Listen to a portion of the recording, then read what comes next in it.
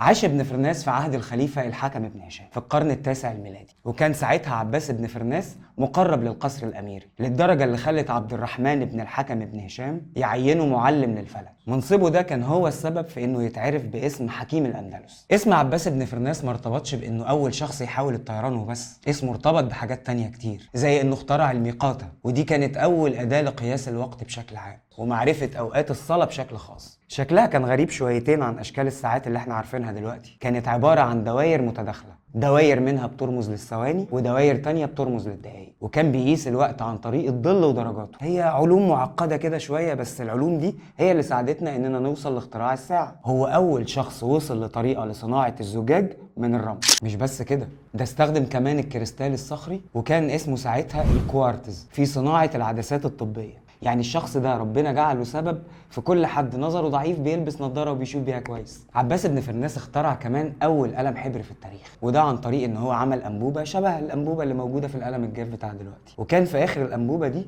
سن الريشه، وده طبعا سهل الكتابه وخلاها تكون اسرع. وخد عندك بقى كمان يا سيدي، ابتكر عباس بن فرناس تقنيه لتقطيع احجار الكريستال الصلبه اللي فادت الاوروبيين بشكل كبير جدا، وده لانهم في الاول كانوا بيبعتوا الاحجار دي لمصر عشان تتقطع. طول عمرها مصر ليها بصمه في كل العصور والله.